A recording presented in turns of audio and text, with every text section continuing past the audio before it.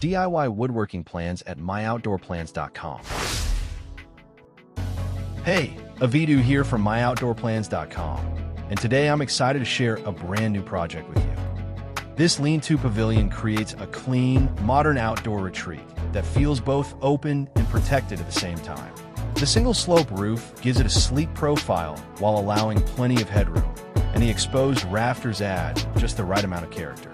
Solid wood posts and beams tie everything together, giving the structure a strong, grounded look that works beautifully in any backyard setting. The addition of horizontal privacy panels on the back and side walls brings in a sense of enclosure, blocking wind and unwanted views while still keeping the space airy.